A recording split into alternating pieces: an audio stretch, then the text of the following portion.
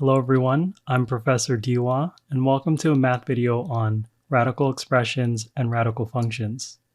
Our objectives are to find square roots, approximate roots using a calculator, find cube roots, find nth roots, find the nth root of a raised to the nth power when a is any real number, find the function values, and graph square and cube root functions. Alright, so let's get started.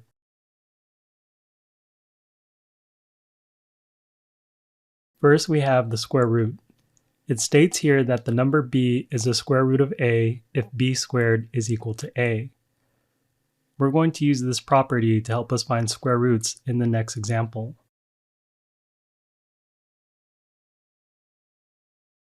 For example number 1, find the real square roots of the following. For part A, we have 36. The square roots of 36 are numbers that we can square and get 36. So the two numbers that I'm thinking of would be 6 and negative 6. If we take 6 and square it, we get 36, and negative 6 squared would also be 36.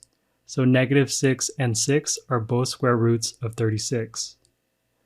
For part B, we have 64. Again, we need two numbers that we can square and get 64. If we take 8 and square it, we get 64, and if we take negative 8 and square it, we also get 64. So negative 8 and 8 are the square roots of 64. For part C, we have negative 4. So the only two numbers that I could think of that we can square and possibly get negative 4 would be 2 and negative 2. If we take 2 and square it, that gives us positive 4, so that doesn't work. Negative 2 squared also gives us positive 4, so that doesn't work either. So there is no real number that we could square and get negative 4. In general, it's impossible to square a real number and get a negative number. So negative 4 does not have any real square roots. However, negative 4 does have an imaginary root or a complex root, but we're not going to cover that until a later video. So you don't have to worry about that for now.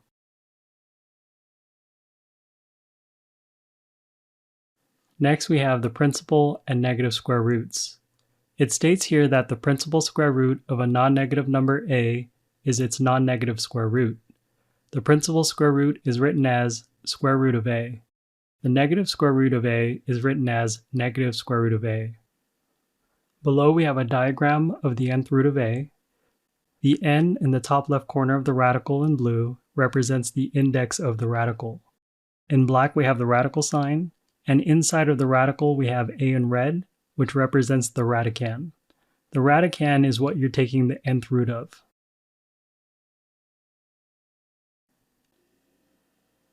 For example number 2, find each square root. Assume that all variables represent non-negative real numbers. For part A, we have the square root of 25.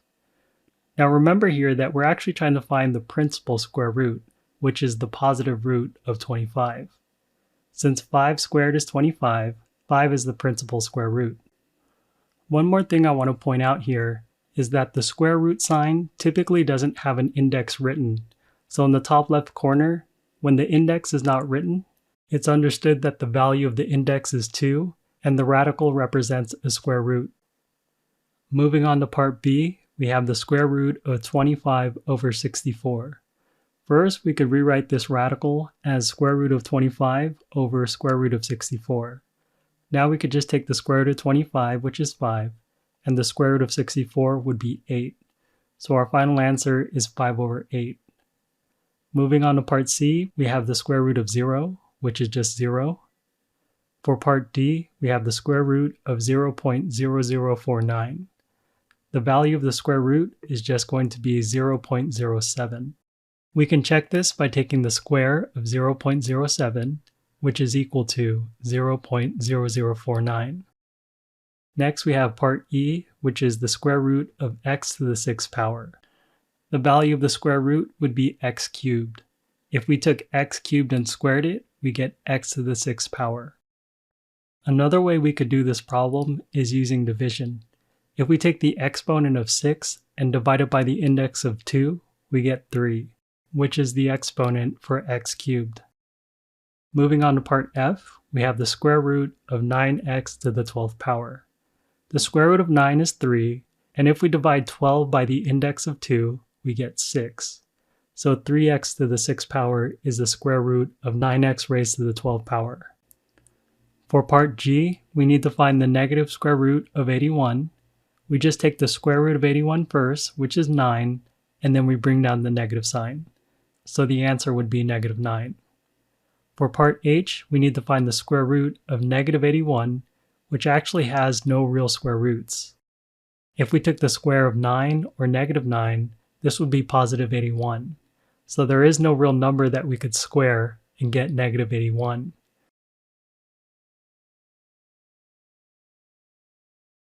For example number 3, use your calculator to approximate the square root of 20. Round your answer to 3 decimal places. So if we use our calculator to take the square root of 20, we get a value of 4.472135955, and this value actually keeps on going. However, we need to round this to 3 decimal places, so that means that the square root of 20 is approximately equal to 4.472.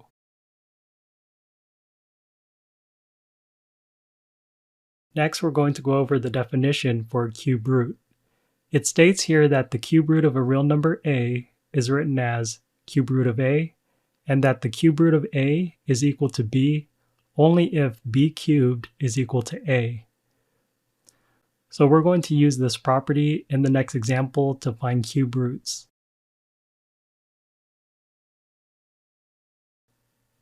For example number 4, find each cube root.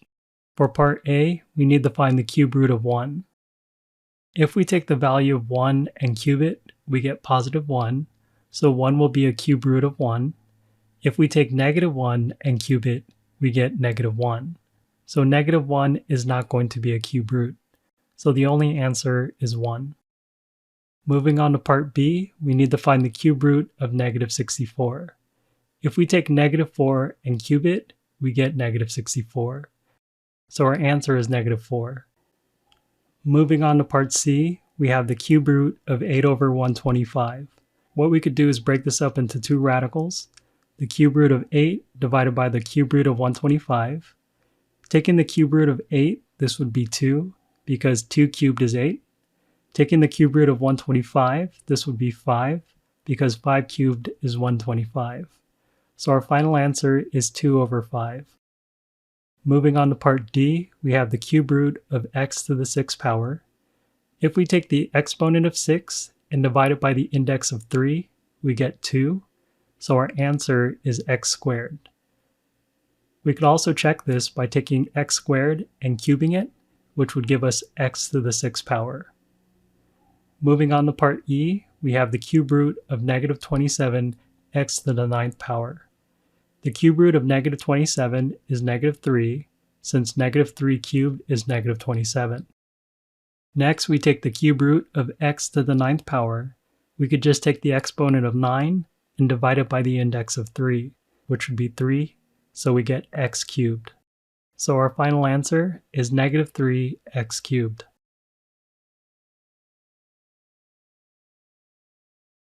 Next, we're going to go over 3 properties of radicals.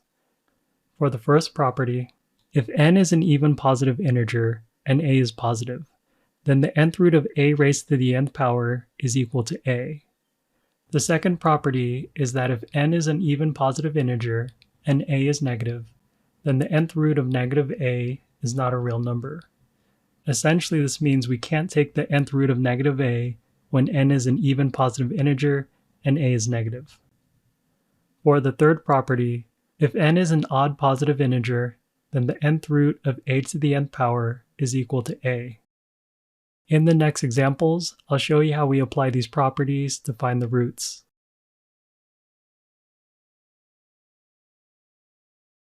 For example number 5, find each root. For part A, we need to find the 4th root of negative 81. This radical is not going to have any real roots. The reason why is because the index is an even positive integer and the radicand is a negative number. So according to our second property, this is not a real number and thus it doesn't have any real roots. Moving on to part B, we need to find the 4th root of 81. we could rewrite 81 as 3 raised to the 4th power. So we get the 4th root of 3 raised to the 4th power. Using our first property, this is equal to 3.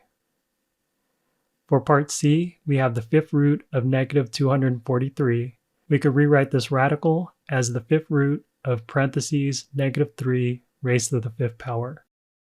According to our third property, this would be equal to negative 3. For part D, we have negative square root of 25. We could rewrite this as negative square root of 5 squared. According to our first property, the square root of 5 squared is just 5, and then we bring down the negative, so we get our final answer is negative 5. For part E, we have the cube root of 64x cubed. We could rewrite this as the cube root of parentheses 4x raised to the 3rd power. Using our third property, this would be equal to 4x.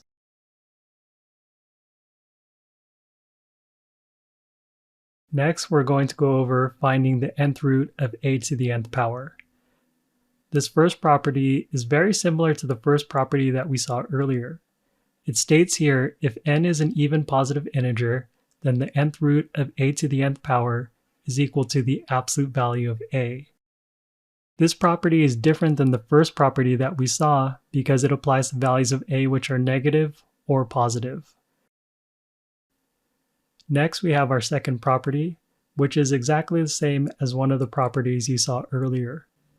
It states here if n is an odd positive integer, then the nth root of a to the n is equal to a. Next, I'll go over how to apply these properties in the next set of examples.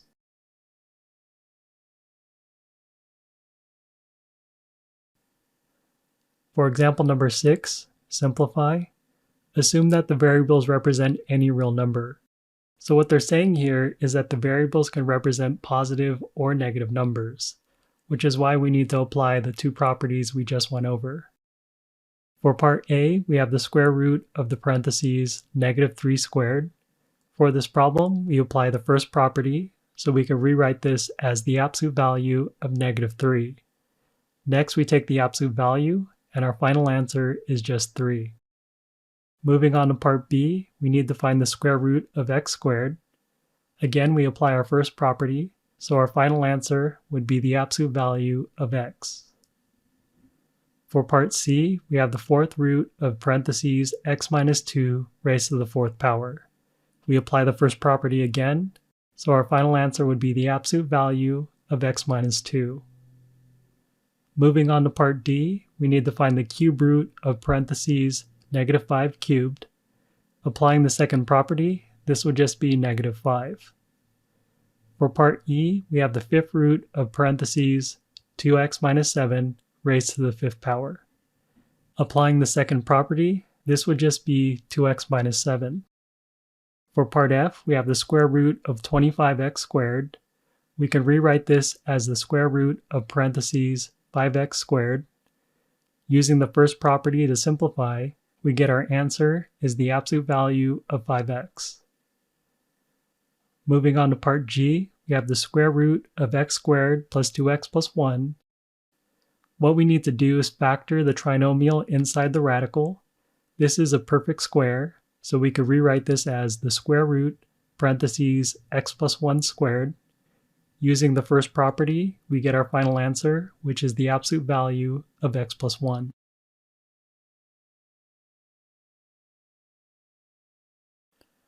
Next, we're going to go over radical functions. In general, radical functions are functions of the form f of x equals the nth root of x.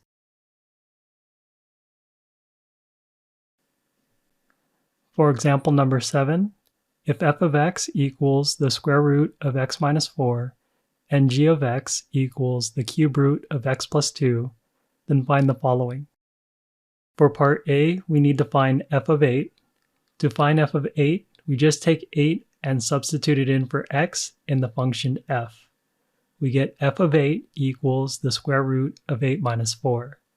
Simplifying the inside of the radical, we get the square root of 4, and this simplifies to just 2. So f of 8 is equal to 2.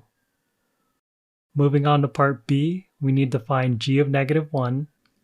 all we need to do is take our value of -1, substitute it in for x for the function g. We get g of -1 equals the cube root of -1 plus 2. Simplifying the inside of the radical, we get the cube root of 1, which is just equal to 1. For part C, we have f of 6. So we just take 6 and substitute it in for x for the function f. We get f of 6 equals the square root of 6 minus 4.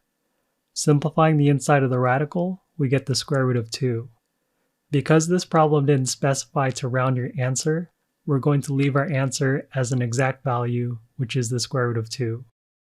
Next, we have part D, where we need to find g of 1. Again, we just take 1 and substitute it in for x into the function g. We get g of 1 equals the cube root of 1 plus 2. Simplifying the inside of the radical, we get the cube root of 3. So g of 1 is equal to the cube root of 3.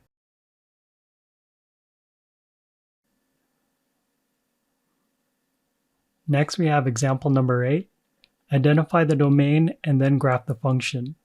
For part A, we have f of x equals square root of x. Because we can't take the square root of a negative number, our domain is going to be all of the x values greater than or equal to 0. Writing our domain in set notation, we would write a set of curly brackets, and on the inside we write x such that x is greater than or equal to 0.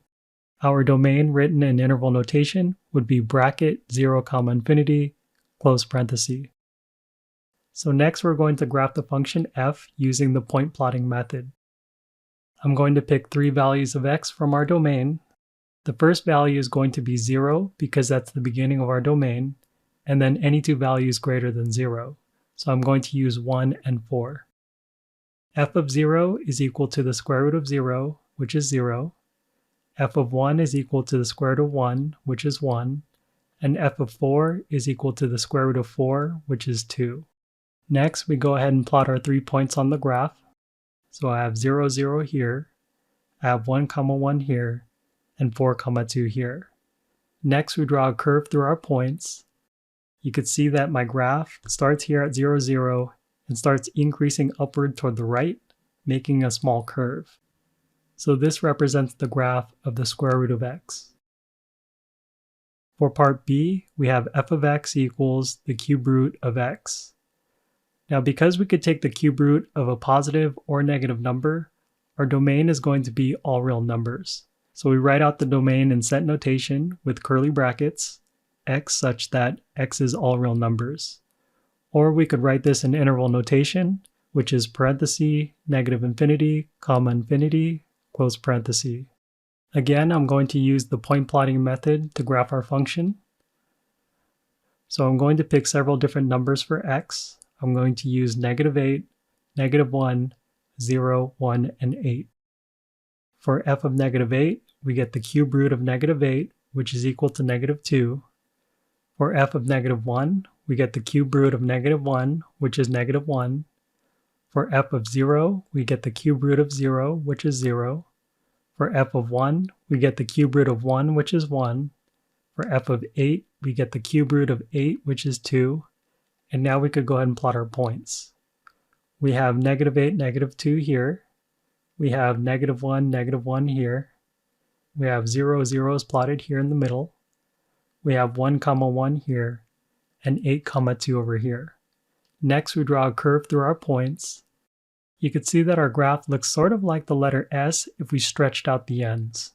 So this represents the graph of the cube root of x. Moving on to part C, we have f of x equals the square root of x minus 2. To find the domain of this function, we want to make sure that the x values that we pick results in a positive value or 0 underneath the radical.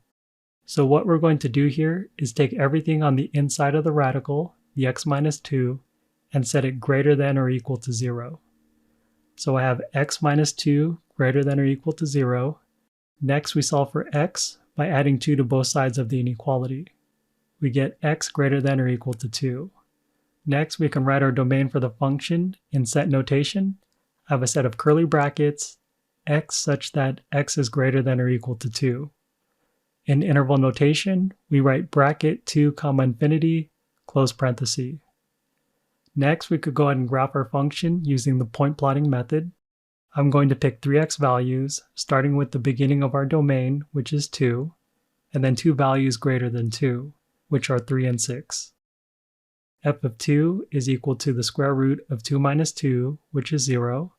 F of 3 is the square root of 3 minus 2, which is 1. And f of 6 is the square root of 6 minus 2, which equals 2. Next, we go ahead and plot our points. So 2 comma 0 is here, 3 comma 1 is here, and 6 comma 2 is here. Next, we draw a curve through our points, and now we have the graph of the square root of x minus 2. So you can see that our graph looks exactly the same as the graph of the square root of x. The only difference is our graph is shifted 2 spaces to the right from the origin. The reason why it shifted 2 spaces to the right is the minus 2 next to the x underneath the radical. If we had a plus 2 next to the x, this would have shifted our graph 2 spaces to the left. Alright, moving on to part D, we have f of x equals the cube root of x plus 2. Again, because we could take the cube root of any number, our domain will be all real numbers. So in set notation, I have a set of curly brackets, x such that x is all real numbers. In interval notation, we have parenthesis, negative infinity, comma infinity, close parenthesis. To graph this, I'm going to use the point plotting method. I pick the values of -8, -1, 0, 1, and 8. F of -8 is equal to the cube root of -8 plus 2, which is equal to 0. F of -1 is equal to the cube root of -1 plus 2, which simplifies and gives us 1. F of 0 is equal to the cube root of 0 plus 2, which is equal to 2. F of 1 is the cube root of 1 plus 2, which is equal to 3. F of 8 is equal to the cube root of 8 plus 2, which is equal to 4. Next, we plot our points. We have -8 comma 0 here, -1 comma 1 here. We have 0 comma 2 here, 1 comma 3, and 8 comma 4 over here. Next, we draw a curve through our points, and now we have the graph for the cube root of x plus 2. You could see here that our graph looks exactly the same as the graph of the cube root of x. The only difference is that this graph is shifted 2 spaces up from the origin. So the plus 2 on the outside of the radical shifted the graph of the cube root of x 2 spaces up. If we had a -2 outside of the radical, we would actually have the same graph but shifted 2 spaces down from the origin. Alright, so we reached the end of our video. Thank you very much for watching. I'm Professor Diwa, and I'll see you in the next one.